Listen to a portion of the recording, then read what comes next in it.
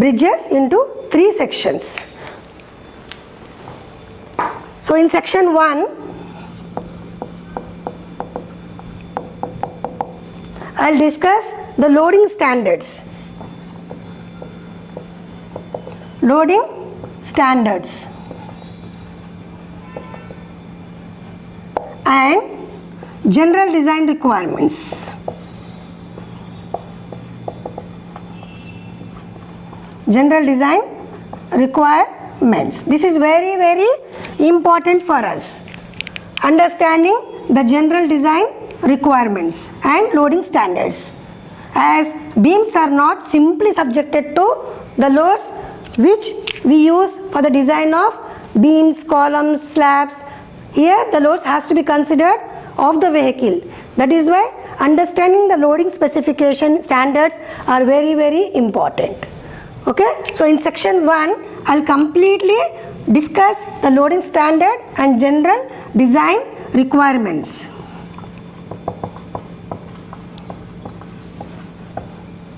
Fine. And in section 2,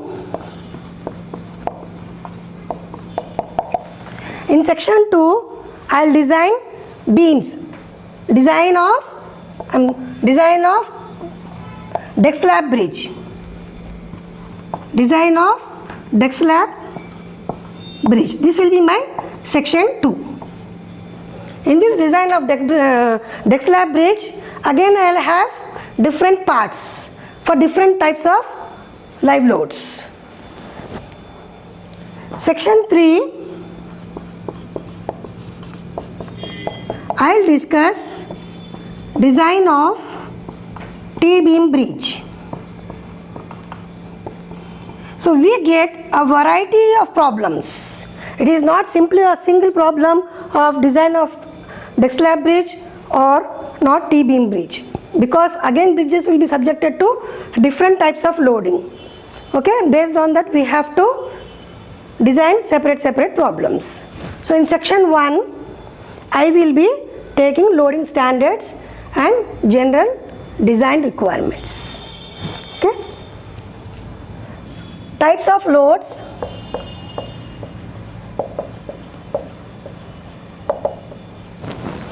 The various types of loads, forces, stresses that are required to be considered in the design of various components of bridge slabs are dead load, second live load, third impact load,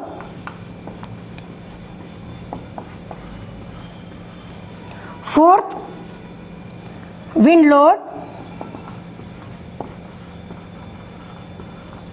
fifth longitudinal forces,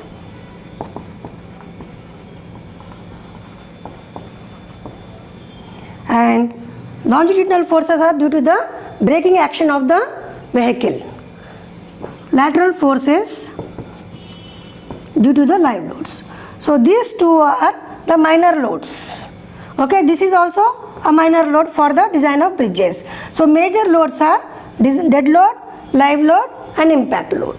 How to take these loads I'll explain.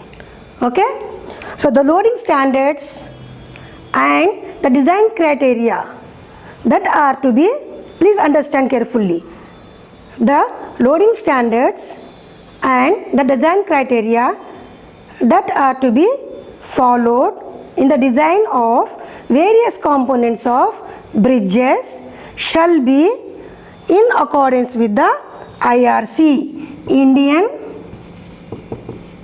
Road Congress,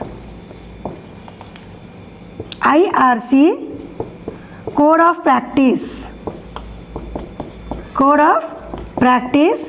for the design of bridges.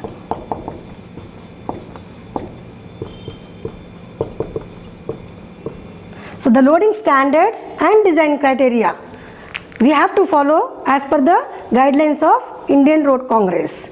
You all are very well known about the codes IS 456, which we use for the design of reinforced concrete sections, beams, columns.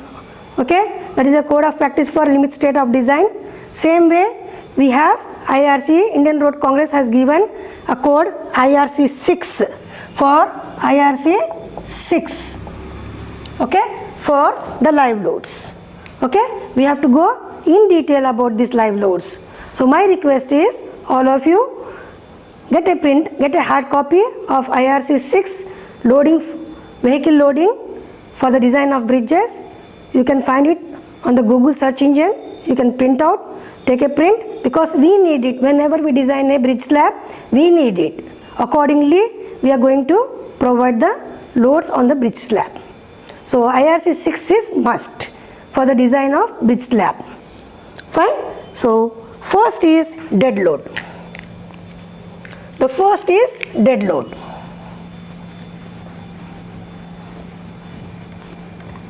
So what is dead load? It is similar to what we know.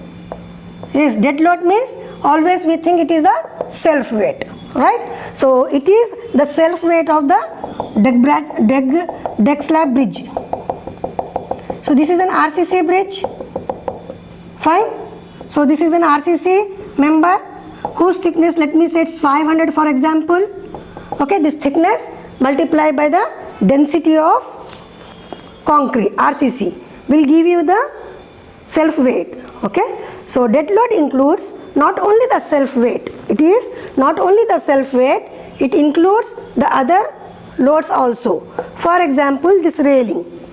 Okay, so this railing may be sometimes of steel bars, or maybe it is of RCC. Fine. So that load is also has to be considered as a dead load, railing weight. Okay, plus lamp post. Okay, so there will be lamp post on the bridges, so that load is shall also be considered in the, so I am writing that as installation weight.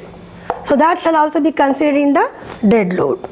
If any pots are there, flower pots, plants, anything is there, that should also be considered in this dead load. So this completes the dead load. Dead load is a simple part. Within 1 or 2 minutes we can calculate the dead load.